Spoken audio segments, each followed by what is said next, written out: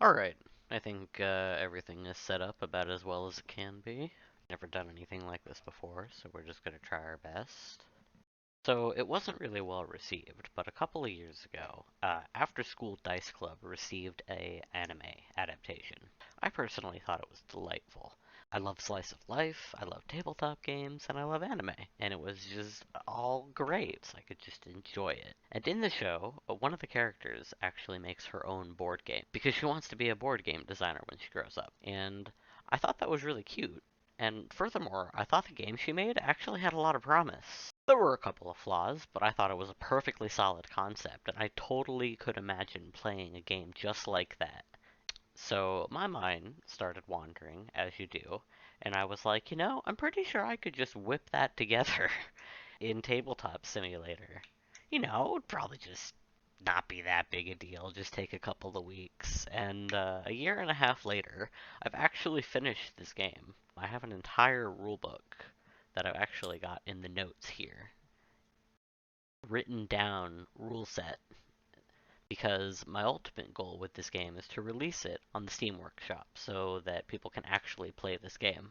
Being a tabletop nerd myself, I tried really hard to think about loopholes and ways of closing them. I also really struggled with point values. That's something that I'm not actually that good at, and I think has probably taken the longest tinkering out of anything in this game. But as you can see here, I actually have a Google Doc that is public access that you can look at right now. It has all of these rules that you can read for yourself. This game, as you may have seen in the rulebook, is called One Room. It's the interior design game by Ono Midori and Nakamichi Hiro, which is the mangaka of After School Dice Club. The premise is this. It's your first time away from home with your very first one-room apartment, and you've got to decorate it and make it a home using all different types of furniture. 10 different types, in fact. Each piece of furniture has both a cost and a point value. The cost is indicated in the upper left in the golden circle. In this case, it's 7. The point total is indicated by the 4 in the star on the bottom half of the card. In this case, the point total is 4. As you can see, cards also have a style, which is indicated in the upper right of the card. In this case, the style is neutral. That means that you can put this furniture in any room and it won't clash.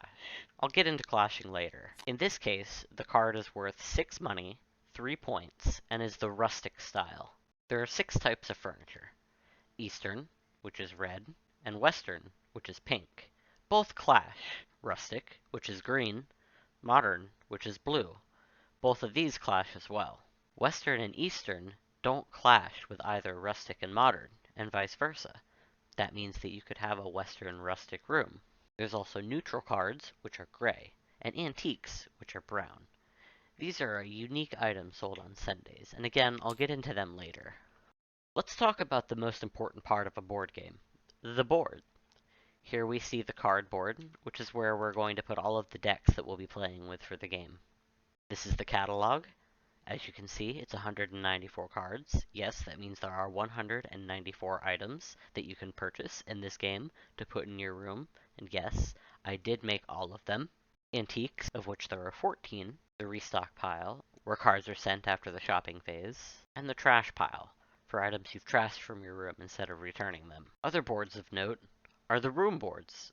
There's 3 different types, just because I like variety. Each one is the same. There's no actual difference between them.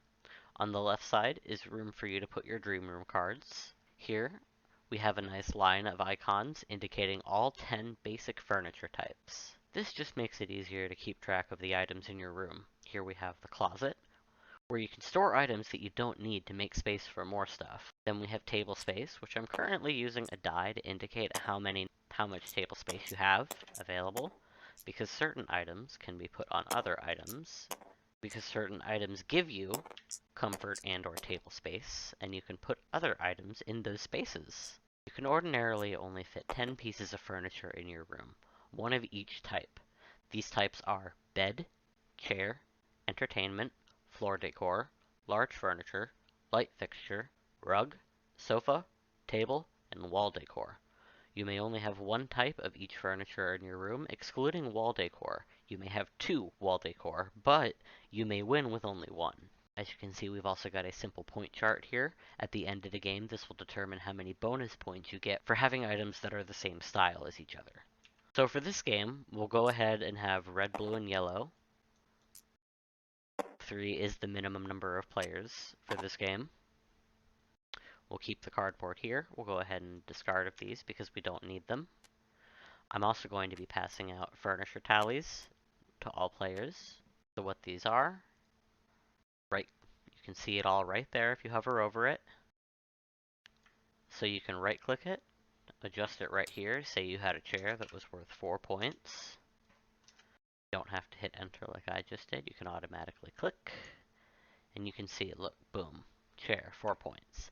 At the end of the game, it's going to be a lot easier to tally up all of this basic stuff because you're already going to be looking at other bonus points. And so I'm very willing to admit that this game is a bit of a point salad. My apologies to the chef. Go ahead and get rid of these since I don't need them now. Alright, I think the last thing on the board to explain is the schedule. As you can see, we've got a schedule here with different numbers on it.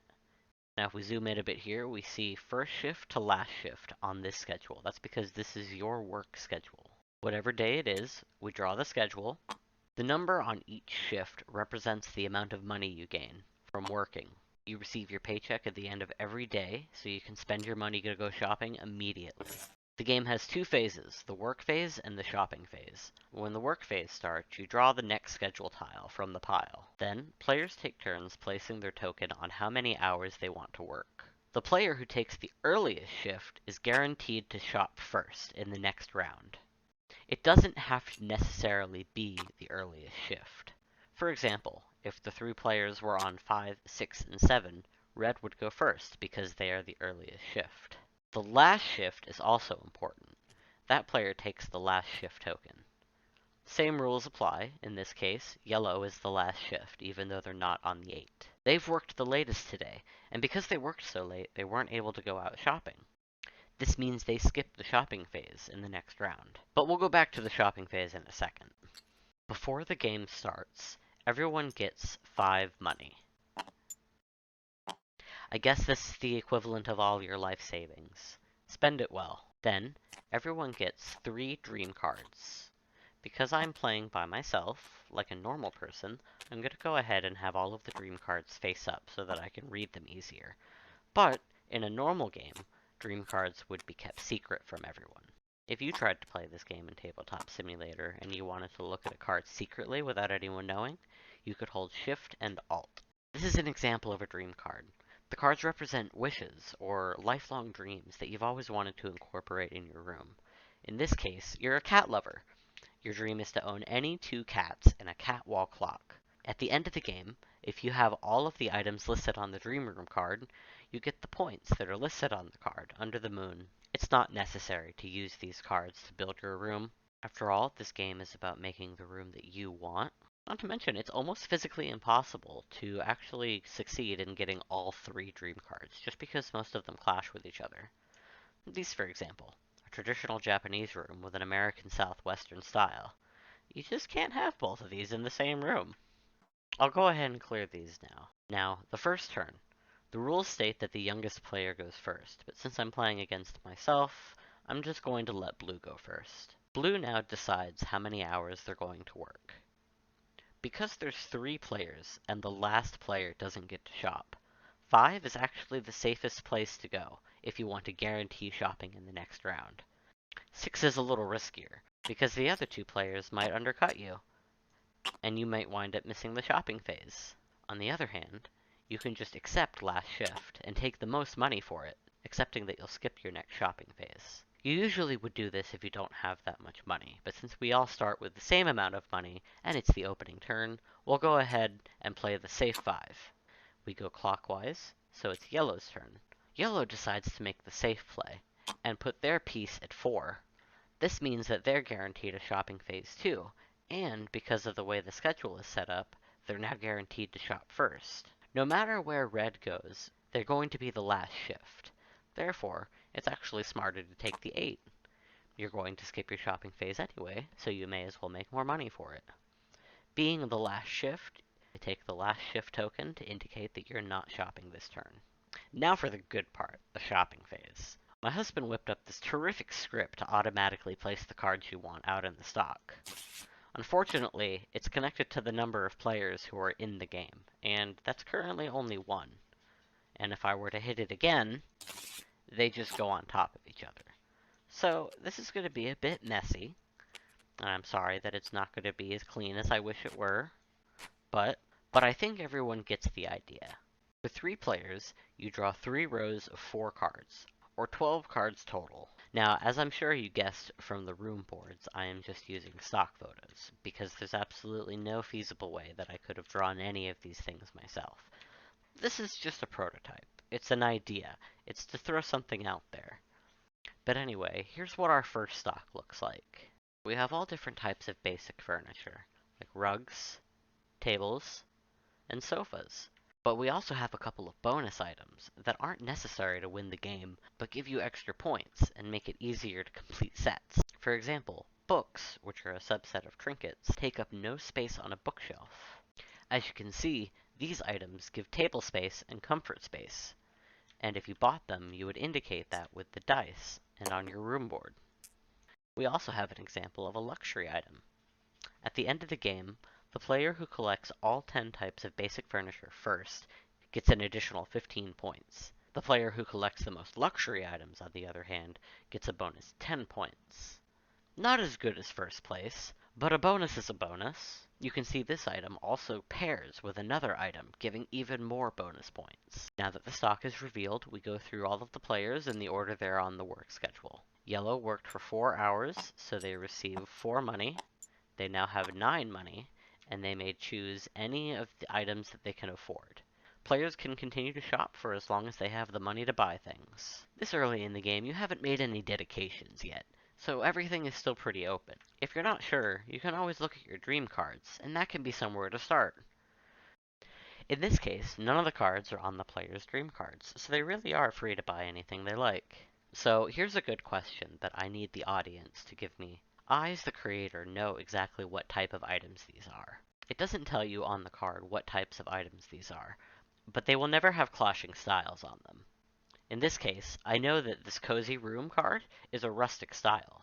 So if I look at my available options, see what I can afford here, there are a couple of rustic items, but most of them are too expensive.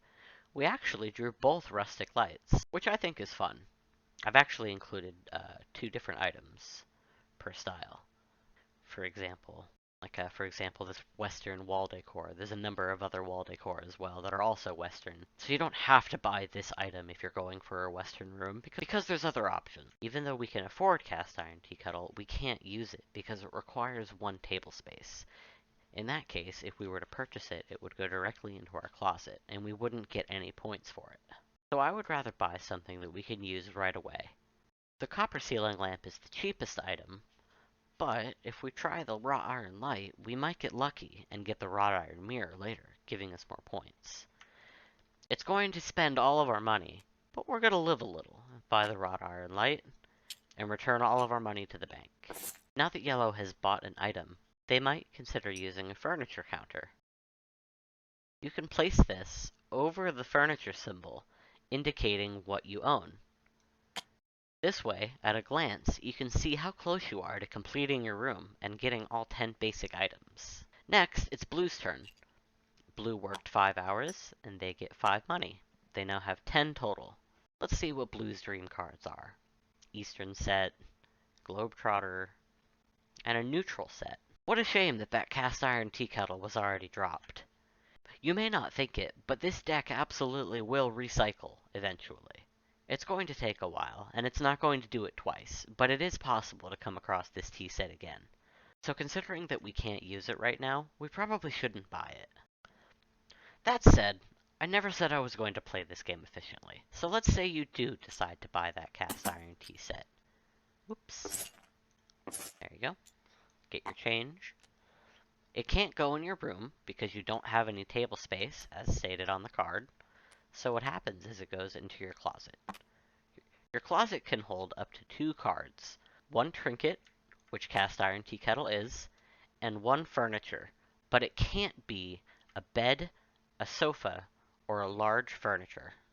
Again, these little nitpicky things are all in the rules. Feel free to read them. This is just because those items are really big, and it would be silly if they were in a closet. Just common sense, really. This light fixture that was purchased is worth 6.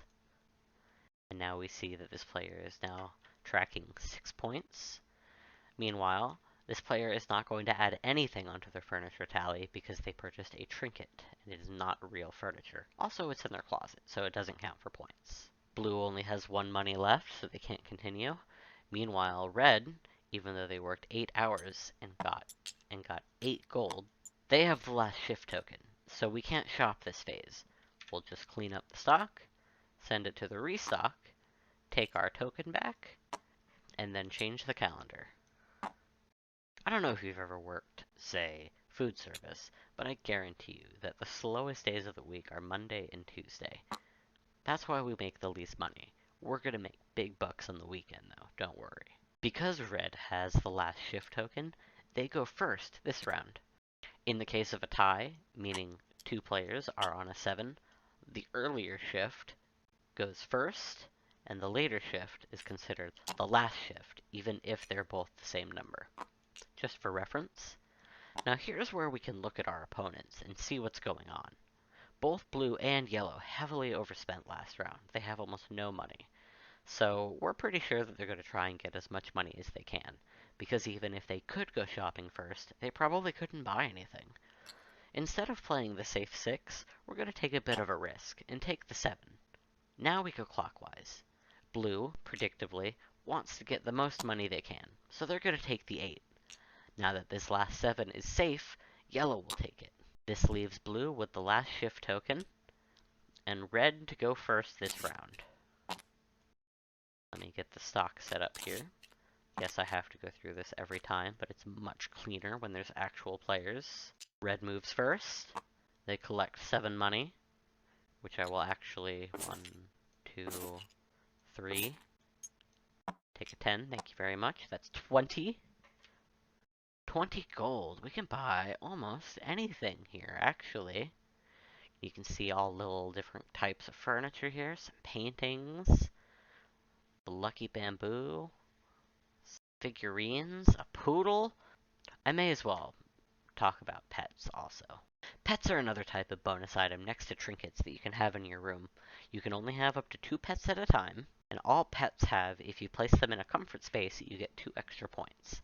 Comfort spaces come from things like chairs, beds, and sofas. And if you don't mind me just saying for a moment, how cute is this combination? The Baroque princess chair with the toy poodle? It's just such a baby. I love it. I'm not gonna lie, this was an incredibly self-indulgent game, because there's no possible way that you could ever have all these kinds of different things in your house. They just wouldn't fit. I think a lot of other people feel the same way. So anyway, back to playing the game. We actually have a lot of interesting options here. We can start working on our cat lover dream, because we've got the catwalk clock here. It's also a cheap investment that'll probably pay off later. However, we've also got the traditional Japanese dream, with the kotatsu right here. I've only got 20 money, so it's not going to be possible for me to buy both of them. Right now, I'm going to look at my opponents. So far, yellow has started going into rustic. This is the cheapest style, so it's easy to get all 10 of the furniture types quicker than anyone else. It's impossible for there to not be some overlap, but if, for example, 2 other players were also playing rustic, you probably wouldn't want to play that also. In this case, I think I'm going to buy the table. I would love to complete this cat card, because it's worth more than the traditional Japanese dream card. But the thing is that cats are bonus items. I don't know that I'll actually be able to buy them when I would rather complete my room and get that bonus first. So I would consider this a safer play. I'll pay my 14 money. I have 6 left, and I actually can still afford something. In this case, since I've already started delving into the Eastern style, I suppose I may as well buy this lucky bamboo. Spend up all the rest of my money. I think it's cute to try and arrange your furniture in your room in a way that kind of makes sense. Now it's yellow's turn. Yellow is moving second. This works 7 hours and gets 7 money. And unfortunately, the other 2 rustic items require table space. They could take this nature painting, or they could hold on to their money and try and get something else later. Even though we could put 2 wall decor, and we have enough for the nature painting, we're also looking for the wrought iron mirror to give us bonus points with our wrought iron light. So I think we'll actually skip this turn and save our money for when something we really want comes along. Blue is the last shift. They worked 8 hours, and they receive 8 money, and then we clean up the shopping phase, and then we move the calendar over. Blue has the last shift token, so they move first. They do have a little bit of money now, and they see that red over there is overspent, so we're going to go ahead and take the 8. It's yellow's turn, and yellow has a little bit of money. Since blue has taken a bit of a risky spot, they feel comfortable taking the 7. Red is overspent, so they decide to take the 9. And with that, they take the last shift token. We now have 14 money. So let's see. Yes, cozy couch. We can afford that. And, furthermore, because we planned ahead, we've already got a rustic item here. So we purchased the cozy couch, which we're gonna put here. And then we'll pay 11 money. Can't wait to sit on that cozy couch later. Actually, come to think of it, I've been forgetting to do this as well. Here, let me see. I'm sure this would be easier to remember if it was just your turn and not 3 people's turns. So now that we've purchased the sofa, we have 1 comfort space. And since I forgot all about that, I actually bought a table on the last round here. We have 1 table space here as well. Unfortunately, the person who needs table space hasn't got any yet, but hopefully that'll change in this round. Hey, Future Toby here. So for the interest of time, I'm going to go ahead and skip to the end of the week, and I'll show you what happens there at the Sunday market. This is just kind of going on way too long. I do play this game with myself basically all the time, and I did actually play this game out, but I'm sure you don't all want to watch that. So after we see the Sunday market, we'll go ahead and skip ahead another week, and then after we check back in there, we're going to skip ahead to the end of the game, and then you can see what that looks like. Okay, thanks, bye. So at the end of the week, there is a community flea market that you can attend, as long as you don't have the last shift token. If you have the last shift token, you worked way too late on Saturday to wake up early enough to go to the market. That's the consequence of getting all that money on Saturday. Several things can happen at the market. If you have any items that you've accumulated that you don't want anymore, now is when you can return them to the store. When you return them, they go to the restock pile, and you get half of the money that they cost, rounded down. In this case, it's an even number, so it would be 3. We're not going to sell that, though. In this case, it's an uneven number. 9 cut in half, rounded down, is 4, so you would get 4 money back for returning this item. Returning can only be done on Sundays, but any time at the game, you can also trash an item from your room and put it into the trash pile. Trash items don't restock back into the deck, so it could also be a strategic method of denying your enemies cards. Also on Sundays, you can take 1 of your dream cards and discard it, and then draw another one. This is good if you have cards that clash. For example, Red has dedicated pretty hard to an Eastern style, so this American Southwest style is never going to happen. We'll go ahead and discard it, and draw another one in its place. It's possible that this next one might also be incompatible, but that's the luck of the draw. Oh, this is actually a special one. At the end of the game, possess more trinkets than any other player. Items in your closet are included in this total. It's completely negating what I said earlier. But only if you possess this dream card. I actually only have 1 trinket right now.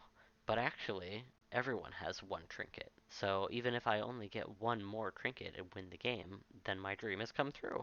It looks like all of these other items are possible, so I'm not going to discard them. Okay, so we've drawn 2 antique cards per player attending the market. That means because this player has the last shift token, they're not there. There's only 2. We're going to reveal them. And now, both red and yellow can bid on these items. Now, what are antiques? I haven't explained them until now. They're an item style that is compatible with all styles, just like neutral. But if you restore an antique, it's worth double the point. Just like other items, they have the cost and they have the point value.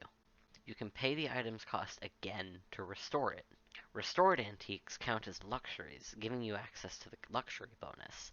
And on top of that, 1 antique per room can count as an item in any style. So the antique goes from being a neutral item that can fit in to actually benefiting you and giving you points and helping you max out the style chart.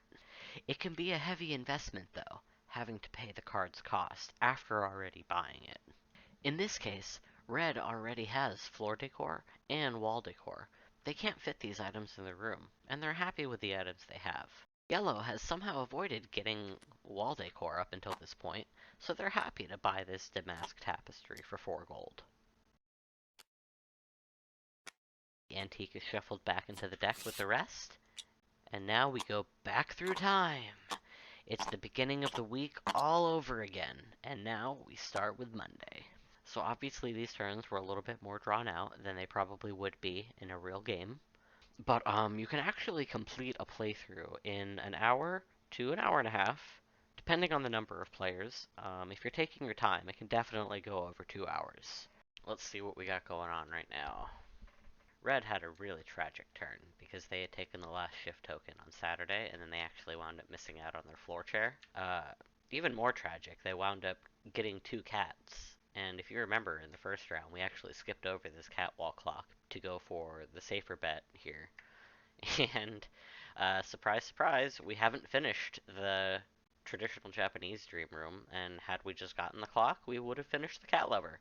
So, that's how the game works. Anyway, Red's got the most money because they didn't shop last round. When I see Blue's room, I honestly see like one of those kind of hippie backpacker types. They've just got like maps and postcards and like used furniture from Goodwill in their little apartment because they only live there 3 months out of the year. Also, Blue has completed a Dream Room card. They've got the Globetrotter. They've collected the globe stand, the postcards, and the world map, so good for them. They've got some points coming. Yellow, very poor right now, but that's because look at this. Nearly filled out their room, almost all 10 items, just missing a table and a chair. And actually, Yellow has also fulfilled a Dream Room card. They managed to get the cute and fluffy Dream Room completed, which is actually kind of making the room come together quite well, isn't it? With this like pretty mirror and this like fluffy rug. We did actually have to discard this cozy couch. I don't have the Dream Room any card because I wound up giving up on it. But the problem was that I'd already gotten the pretty pink dresser and the Pomeranian, and then the pink sofa dropped, and I didn't have anywhere to put it. You can't put sofas in closets. So in order to get the pretty pink sofa, I had no choice but to trash the cozy couch.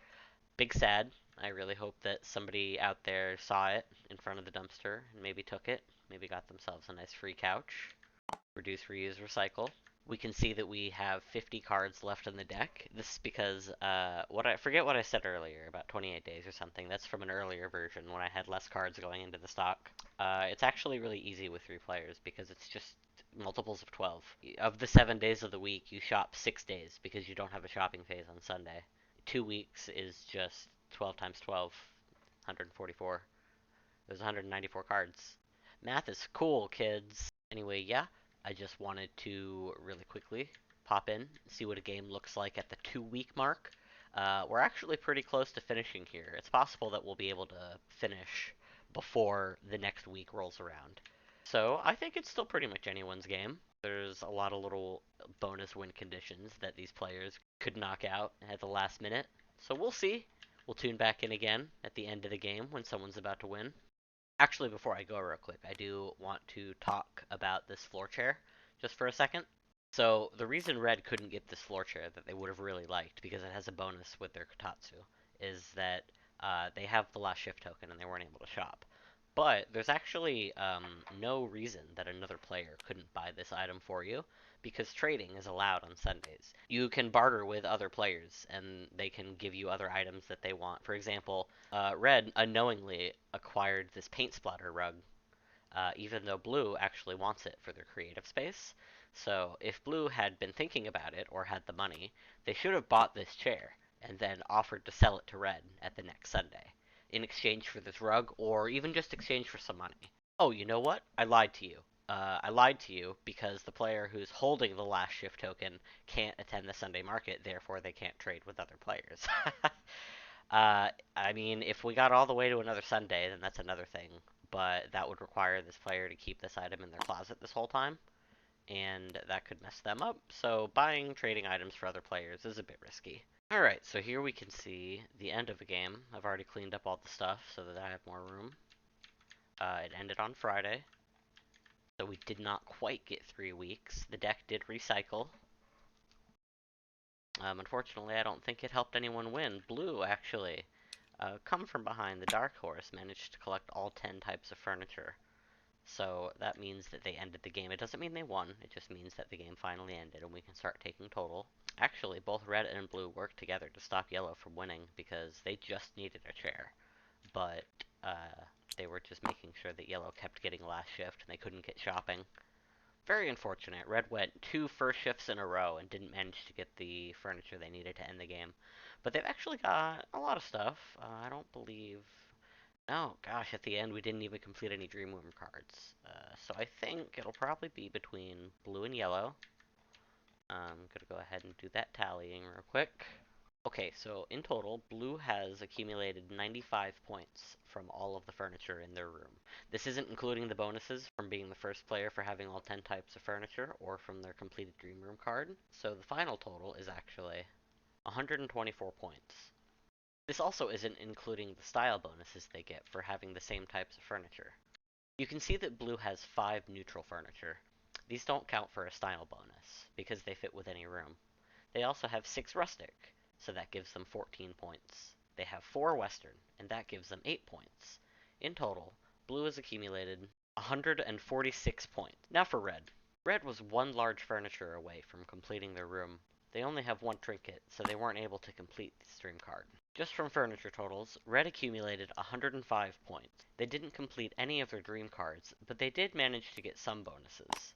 Both of their cats are equipped with a comfort space, netting them an additional 2 points each, or 4 total. Next you can see that red accumulated 6 items in the Eastern style, that's 14 points, and another 4 in the Modern style, which is 8 points. This gives red a total of 131 points. The furniture that yellow accumulated is worth 90 points. However, yellow won our second prize. They have the most luxury items in the game, so they get the luxury bonus of 10 points. They also completed a dream card, which brings their total up to 114. You can see that these 2 items pair with each other. They say plus 2 points if paired. That means that each item is plus 2 points, or it's 4 points total. In the end, yellow didn't acquire many items of the same style. Near the end of the game, they had lots of money, but they weren't able to get a shopping phase in. They have 3 Western items, the minimum, giving them 5 bonus points. But they also have a restored luxury item. This means that they can apply it as a Western style, giving them 8 points for the 4 items they have instead. After all other bonuses are accounted for, this means that the yellow player earned 126 points. This means that blue was the winner. Good for them. They didn't just build a room, they built a home. It's my example game of 1 room. I know this video is already extremely long. If you've actually made it this far, thank you. Please comment below. Click the like. Maybe even subscribe. All those things that YouTube tells you to do. So I hope that some of you had some ideas while you were watching me play, either about the rules themselves, or the pace, or the way that the turns play out. Anything would be really helpful. I'm not asking you to critique the aesthetics of the cards and stuff, because literally everything is just stock photos and MS Paint stuff, right? So that's not really going to be helpful. Layout stuff, on the other hand, totally open. Please go for it. Furthermore, I'm also looking for other playtesters, because there's really only so many times I can impose this on my husband and friends. So if you're interested in playtesting this game, first of all, you need to own Tabletop Simulator. It's about 10 bucks on the Steam Workshop. I'm not sponsored or anything, obviously. I'm just some rando, but it's an excellent piece of software. You can play all kinds of great tabletop games on it and make your own, as you've seen. And you'd need to dedicate probably 2 hours of your time, maybe 3, so that I can pick your brain after and find out what you really think. You can always email me at shinytoblerone@gmail.com. I'm going to have a link for that in the description down below. This game is not currently public access on the Steam Workshop. It's a custom game that I have to share with you. Like I said, my goal is to eventually release it on the Steam Workshop for free. Obviously, I don't think I said that earlier, but this is not my game. This is a game that was invented by Nakamichi Hiro for After School Dice Club. I did flesh out the game a lot. I did also add some mechanics that weren't in the original. But obviously that doesn't entitle me to like even donations or anything. This was never my intention. I just wanted to make a game and see if I could, number one, and see if anyone might like it. Maybe secondary goal would be getting ProZD to play with me. That would be pretty cool. At him on the Twitter or something, which I don't have, and tell him all about this awesome game that this rando made just for fun as a passion project. So that's it. Thanks again for sticking with me this far. Maybe go give After School Dice Club a try. It's just 12 episodes and it just has one season. I, at this point, don't think it's going to be getting another one, so it's probably just going to drop off into obscurity. But I think it's worth a watch, especially if you like tabletop games. Alright, take care.